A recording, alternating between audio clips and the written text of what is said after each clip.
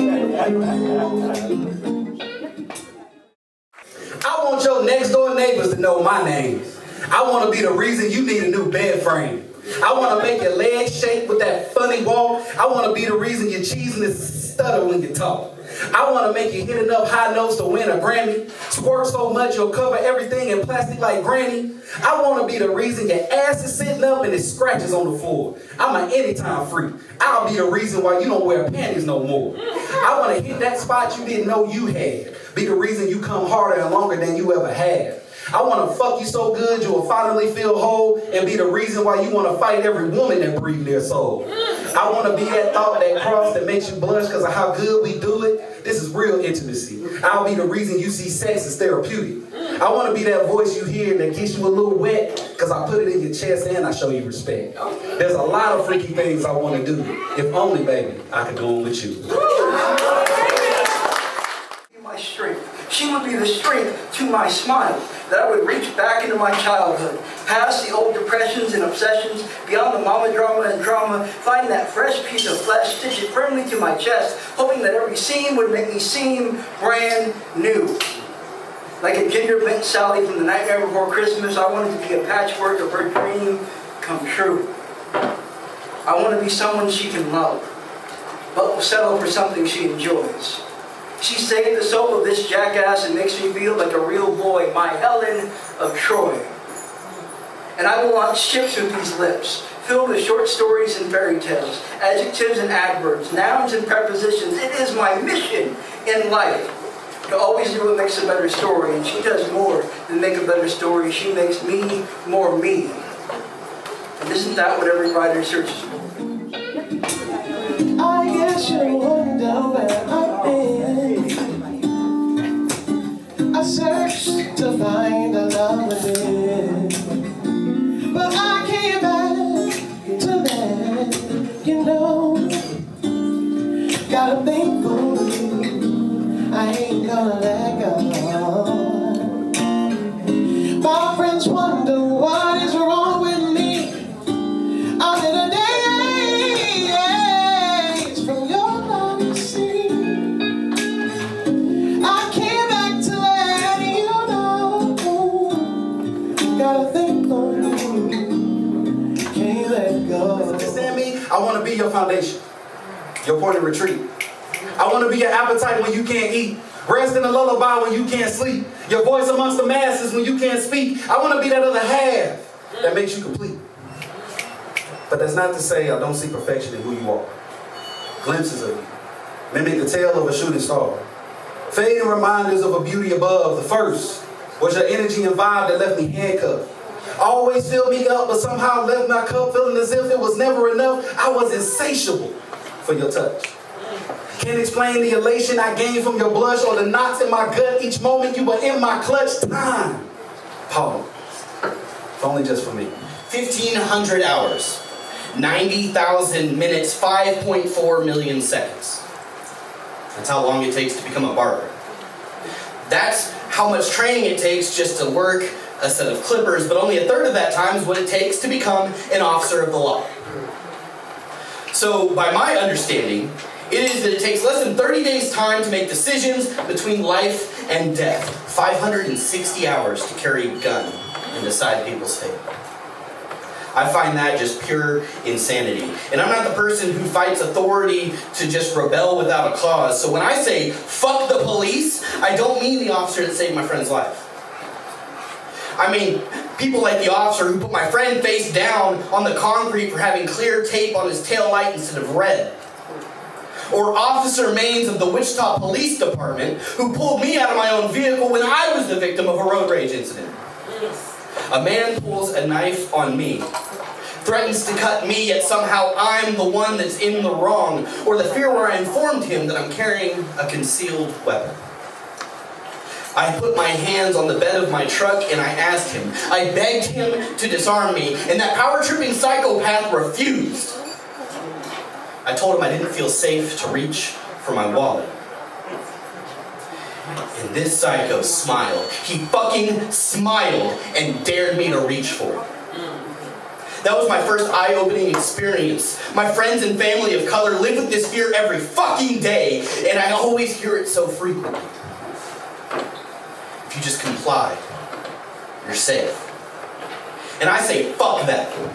Non-compliance does not equal a death sentence. A police officer is not judge, jury, yet all too frequently they're the chosen executioner. So when those closest to me are deemed guilty, simply for being more melanated than myself, I'm angry. And that's not even accurate. I'm downright fucking furious. They're human just like myself. But because I fall more in line with the lie of their blue-eyed, pale messiah they choose to worship, I'm safe. I hate to break it to them, but Jesus looks more like the people they shoot in cold blood, or that they racially search in airports, or that they assume are here illegally for speaking their native tongues. The American dream is a dream for white America. It's a nightmare for everyone else. And I'm sick of acting like it's not. So I'll take this white privilege and wield it like the deadly weapon that it is, because an ally simply isn't enough anymore. It's time to advocate. So I refuse to tolerate intolerance. I refuse to sit by just because I'm not the victim, because I believe in the Pledge of Allegiance. It's liberty and justice for all, not for some. And on that, I firmly stand. I am inspired to be a proud Negro, loud Negro. Can't help but stand out in the crowd, Negro, because our young brothers are still being sacrificed. Young sisters, minds exploited and bodies siphoned by misogynistic appetites. You see, I learned long ago that we all must go. It's simply a natural function of life. But when you get through, remember the last thing you do is to use a wet wipe for no strife. Now let me make this clear. This is a subject that most people fear. Even though we all hope to go at least once a day, when you get through, when you're doo-doo, let that wet wipe take it all the way. Not like you. When I say I'm not like you, understand what I mean. I don't mean to sound facetious, grandiose, snobby, bougie, or obscene.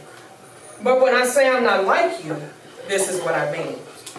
You see, you say you got it out the mud, but I never even played outside. So mud is nowhere where a bitch like me will ever reside. You walk around with knives in your hand, stabbing your sisters in the back, maliciously speaking about them. Baby, I don't even eat red meat, so me and a knife very rarely even meet. So to my sisters, I want them to succeed. You throw rocks and hide your hand, waiting on them to fail. And instead, I want them to be great. So when I say I'm not like you, this is what I mean. None of you care about who you align your spirit with, constantly aligning with evil. I can't stand to lose another piece of me. Leeches feeding on me like prey. So I prefer to stand alone in my box, staying out of you hoes' way. Miserable, downtrodden, repeating the same mistakes. So when I say I'm not like you, this is what I mean. I used to be green, as they say. No street smarts. Easily calm, confused, kind, never mean. You asked, I gave. You cried, I cried. You got mad, I got mad. But when I asked, you lied. When I cried, you lied. When I was mad, you got glad. And when I say I'm not like you, this is what I mean. You see, I'm loyal to a fault, but it will no longer be yours. A sister to you no longer, because my circle is so small. That door is closed to some because it will no longer do. So this is what I mean when I say I'm not like you. You won't find me at the Legion, digressing like the rest. You see, the Legion, it's called that for a reason. It's like a legion of demons, and my God says, baby, be the best. So when I say I'm not like you, this is what I mean. You looking at a beautiful black queen. Come on now. Could have been. You see, I can't exist in a life that's not built with you in it. For years I thought I did before you, but that was merely workshops, testing, for the product I tried to be for you, but couldn't get out of my own way to finish before the deadline. I never wanted to come. I don't hate you for leaving me, but if I'm being honest, it's because I mostly don't believe you've left. There is no reality or sanity to be found where I am a boat adrift and you were my solid ground. I have no jar of beer. Just the memories in my head that I play back on a loop, trying to remember everything you said, every warning, every chance, every missed opportunity I would have known or listened if logic would have gotten through to me. I've learned. They say a closed mouth don't get fed and slow feet don't get bread. But what's it called when you do for others and you ain't even ahead? Then you wrong for asking and you wrong for wondering why them same people ain't go out for you like you went out for them. Or when they know they owe you, they want to try to play you about your ends. I wish much success to those who doubted me. I wish nothing less to those who walked out of here.